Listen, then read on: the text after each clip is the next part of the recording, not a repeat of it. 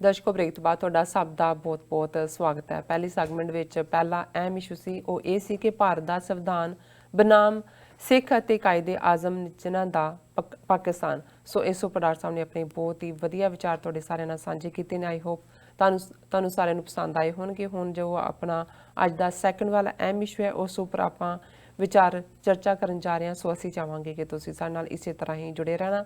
ਦੇਖਣ ਸੁਣਨ ਲਈ ਤੁਹਾਡਾ ਸਭ ਦਾ ਬਹੁਤ-ਬਹੁਤ ਸ਼ੁਕਰੀਆ ਜੀ। ਡਾਕਟਰ ਸਾਹਿਬ ਕੀ ਕਹਿਣਾ ਚਾਹੋਗੇ? ਦੇਖੋ, ਅਟਲ ਬਿਹਾਰੀ ਵਾਜਪਾਈ ਦੀ ਹਕੂਮਤ ਜਦੋਂ ਬਣੀ ਉਹਨਾਂ ਨੇ ਇੱਕ ਨਾਰਾ ਦਿੱਤਾ, ਇੰਡੀਆ ਸ਼ਾਈਨਿੰਗ ਜੀ।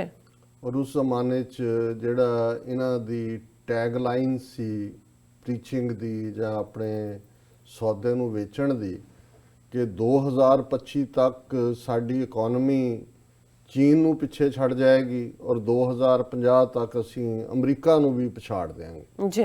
ਮੋਦੀ 2014 ਚ ਆਪਣਾ ਗੁਜਰਾਤ ਦਾ ਝੂਠਾ ਮਾਡਲ ਜਿਹਨੂੰ ਸਾਰੇ ਮੀਡੀਆ ਨੇ ਜਿਹੜਾ ਖਰੀਦਿਆ ਹੋਇਆ ਸੀ ਉਸ ਤੇ ਬੇਸਡ ਕਿ ਜੀ ਗੁਜਰਾਤ ਦੇਖੋ ਕਿੱਥੋਂ ਕਿੱਥੇ ਚਲਾ ਗਿਆ ਹੈ, ਉਹਨਾਂ ਨੇ ਸੌਦਾ ਵੇਚਿਆ ਸਭ ਕਾ ਸਾਥ ਸਭ ਕਾ ਡਿਵੈਲਪਮੈਂਟ ਮਾਡਲ। ਜੀ।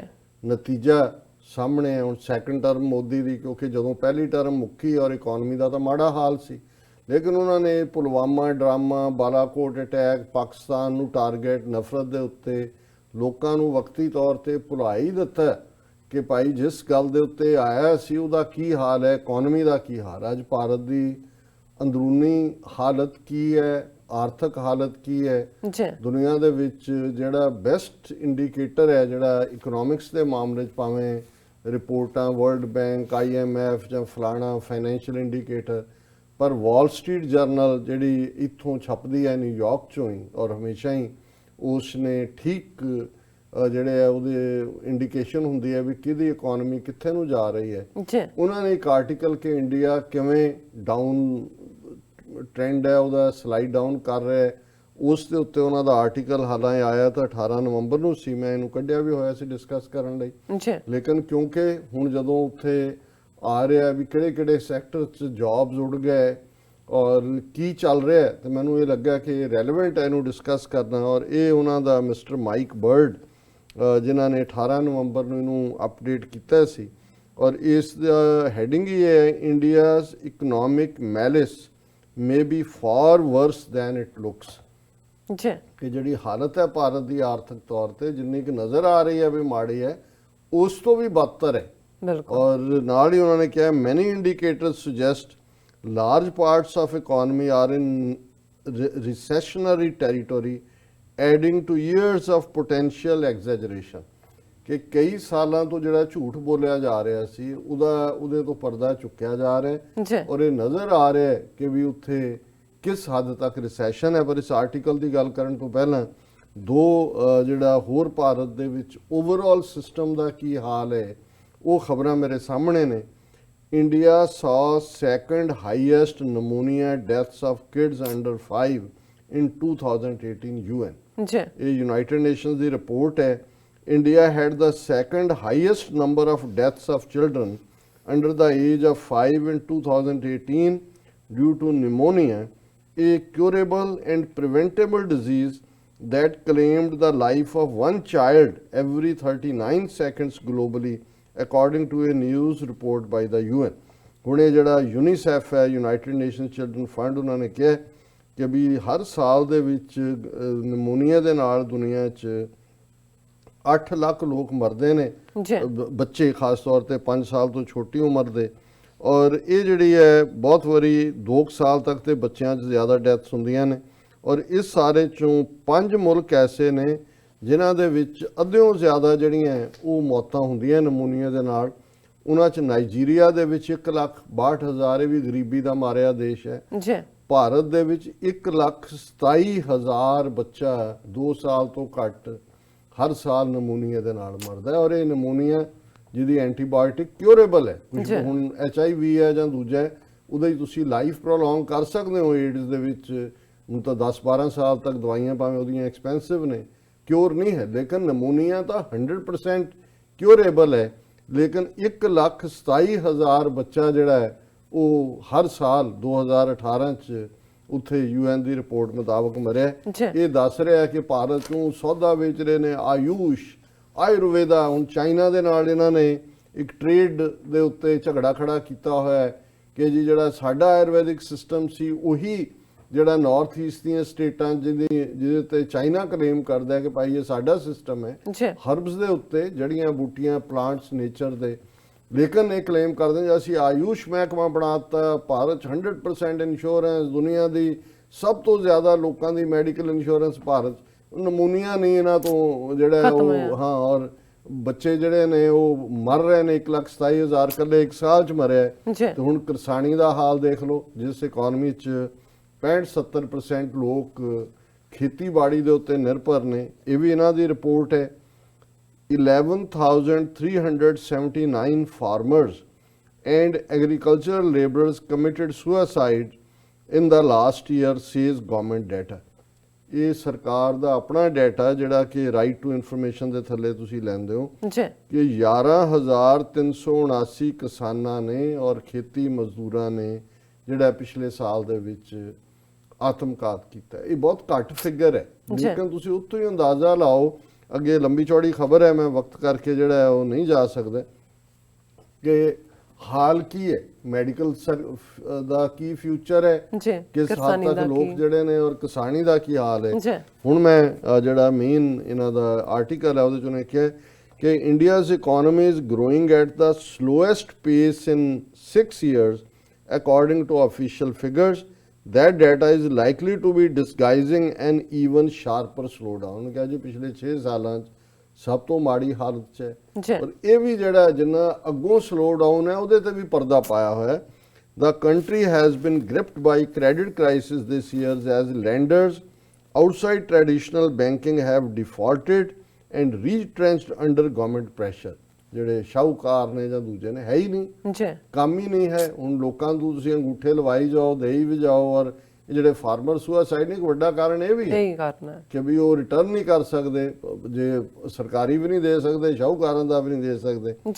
Investors are used to hearing about suspicious economic data from India's larger neighbor to the northeast, but last month economists at the Center for Global Development, a Washington-based think tank, drew attention to the growing inconsistency between several already recessionary Indian economic indicators and its headline growth rate. उन्होंने कहा जी हाँ, Washington ਦੇ think tank ने India ਦਾ ਵੀ ਪੋਲ ਖੋਲ ਦਿੱਤਾ ਹੈ ਕਿ ਭਾਈ ਇਹ ਝੂਠ ਬੋਲ ਰਹੇ ਨੇ, ਇਹਨਾਂ ਦਾ ਹਾਲ ਬਹੁਤ ਮਾੜਾ ਹੈ। Updates for several economic indicators have only worsened since its publication. Non-oil imports were 12.3% lower in September than a year earlier. Industrial production and sales tax revenue fell 4.3% and 2.7% respectively over the same period. ਕਿ ਬਈ ਜਿਹੜੀਆਂ oil ਤਾਂ ਜ਼ਰੂਰੀ ਆ, ਉਹ ਤਾਂ ਮੰਗਵਾਉਣਾ ਹੀ ਹੈ, ਪਰ ਜਿਹੜੀ ਇੰਪੋਰਟ ਹੈ ਉਹ 12.3% ਘਟ ਗਈਆਂ ਇੰਡੀਆ ਦੀਆਂ ਪਿਛਲੇ ਸਾਲ। ਔਰ ਜਿਹੜੇ ਇੰਡਸਟਰੀਅਲ ਪ੍ਰੋਡਕਸ਼ਨ ਤੇ ਸੇਲਸ ਟੈਕਸ ਰੈਵਨਿਊ ਇਕੱਠਾ ਹੁੰਦਾ ਹੈ ਉਹ ਇੰਡਸਟਰੀਅਲ ਪ੍ਰੋਡਕਸ਼ਨ ਤੇ 4.3% ਘੱਟ ਹੈ ਔਰ ਸੇਲਸ ਟੈਕਸ 2.7% ਤੇ ਘੱਟ ਹੈ। ਉਹਦਾ ਇਫੈਕਟ ਕੀ ਹੈ? ਹੁਣ ਜਦੋਂ ਇਹਨਾਂ ਨੇ GST ਲਾਅ ਪਾਸ ਕੀਤਾ ਹੈ, ਜਨਰਲ ਸਰਵਿਸ ਟੈਕਸ, ਸਟੇਟਾਂ ਨੂੰ ਕਿਹਾ ਜੀ ਤੁਸੀਂ ਕੋਈ ਟੈਕਸ ਨਹੀਂ ਲਾਣਾ, ਅਸੀਂ ਇਹ GST ਦੇ ਥੱਲੇ ਜਿਹੜਾ ਉਹ ਲਮਸਮ ਟੈਕਸ ਲਾਵਾਂਗੇ ਔਰ ਇਹਦੇ ਚੋਂ ਅੱਧਾ ਤੁਸੀਂ ਰੱਖ ਸਕਦੇ ਹੋ। ਹੁਣ ਗੱਲ ਇਹ ਨਹੀਂ ਹੈ ਵੀ ਸੈਂਟਰ ਦਾ ਰੈਵਨਿਊ ਥੱਲੇ ਜਾਏਗਾ, ਮਤਲਬ ਸਟੇਟਾਂ ਕੋਲ ਵੀ ਜੇ EMPLOYEES ਦੀ ਤਨਖਾਹ ਨਹੀਂ ਮਿਲਦੀ, ਕਿਉਂਕਿ ਉਹ ਦੇਖਦੇ ਨੇ ਕਿ 50% ਜਿਹੜਾ ਸਾਨੂੰ ਰਿਟਰਨ ਹੋਣਾ ਹੈ GST ਉਹ ਆਏ, ਤੇ ਜੇ ਉਹਦੇ 'ਚ ਰੈਵਨਿਊ ਇਸ ਹੱਦ ਤੱਕ ਘਟ ਗਿਆ ਤੇ ਸਟੇਟਾਂ ਵੀ ਅੱਗੋਂ ਬੈਂਕਰਪਸੀ ਵੱਲ ਤੁਰੀਆਂ ਹੋਈਆਂ ਨੇ। According to an article by India's business standard newspaper last week, an unreleased government report showed that countries' per capita consumption levels fell between 2011-12 and 2017-18 fiscal year, the first such decline in 4 decades, driven by a decline in rural demand. The government announced Friday that the report would not be released, suggesting the data was not of a high enough quality. उन्होंने कहा जी 4 दहाकियां 40 ਸਾਲ, ਦਹਾਕਾ ਦਹਾਈ 10 ਸਾਲ ਦੀ ਹੁੰਦੀ ਹੈ ਕਿ ਵੀ ਜਿਹੜੀ ਇਹ India ਦੀ consumption ਜਿਹੜੀ ਕੰਜ਼ਿਊਮਰ ਰਿਪੋਰਟ ਹੈ ਜੀ ਉਹ ਬਹੁਤ ਬੁਰੀ ਤਰ੍ਹਾਂ ਡਿੱਗੀ ਹੈ ਔਰ ਸਰਕਾਰ ਤਾਂ ਜਿਹੜੀ ਹੈ ਉਹਦਾ ਡਾਟਾ ਵੀ ਅਨਾਉਂਸ ਕਰਨ ਨੂੰ ਤਿਆਰ ਨਹੀਂ ਹੋਏਗੀ। ਔਰ ਉਹਨਾਂ ਨੇ ਕਿਹਾ ਕਿ it wouldn't be first time that India's official growth rate suggested a rosier picture than alternative measure. ਉਹਨਾਂ ਨੇ ਕਿਹਾ ਜੀ ਸਰਕਾਰ ਜਿੰਨਾ ਮਰਜ਼ੀ ਝੂਠ ਬੋਲੇ, ਗੁਲਾਬੀ ਜੀ ਪਿਕਚਰ ਦਿਖਾਏ, ਔਰ ਇਹ ਪਹਿਲੀ ਵਾਰ ਨਹੀਂ ਹੋਇਆ ਕਿ ਵੀ ਇਹ ਝੂਠ ਬੋਲ ਰਹੇ ਨੇ, ਪਰ ਹਾਲਾਤ ਮਾੜੇ ਨੇ। ਫਿਰ ਉਹਨਾਂ ਨੇ ਕੋਟ ਕੀਤਾ ਅਰਵਿੰਦ ਸੁਬਰਾਮਨੀਅਮ, ਜਿਹੜਾ ਚੀਫ ਇਕਨੋਮਿਕ ਐਡਵਾਈਜ਼ਰ ਸੀ ਪਹਿਲਾਂ ਗਵਰਨਮੈਂਟ ਆਫ ਇੰਡੀਆ ਦਾ, ਔਰ ਉਹਨੇ ਕਿਹਾ ਵੀ ਉਹਨੇ ਤਾਂ ਜੂਨ ਦੇ ਵਿੱਚ ਹੀ ਇਹ ਜਿਹੜਾ ਰਿਪੋਰਟ ਦਿੱਤੀ ਸੀ ਕਿ annual growth rate of about 7% between 2011 and 12 and 2016-17 had been overstated by 2.5 percentage points। ਕਿ ਪਹਿਲਾਂ ਜਿਹੜੀ 7% ਗਰੋਥ ਕਹਿ ਰਹੇ ਸੀ ਉਹ 2% ਓਵਰਸਟੇਟਡ ਸੀ, ਮਤਲਬ 5% ਤੋਂ ਜ਼ਿਆਦਾ ਨਹੀਂ ਸੀ। ਜੀ। ਪਰ ਹੁਣ ਤਾਂ ਐਕਚੁਅਲੀ ਆ ਹੀ 2-2.5% ਦੇ ਉੱਤੇ ਗਈ ਹੈ, ਜਿਹੜੀ ਇਹ ਸ਼ੋ ਕਰ ਰਹੀ ਹੈ ਕਿ ਆਲਰੇਡੀ ਜਿਹੜੀ ਇਕਨੋਮੀ ਹੈ ਉਹ ਰਿਸੈਸ਼ਨ 'ਚ ਜਾ ਚੁੱਕੀ ਹੈ। ਜੀ Even the headline GDP figures were accurate. India's low income level and relatively fast population growth would make of around 5% concerningly slow the country's so-called demographic dividend.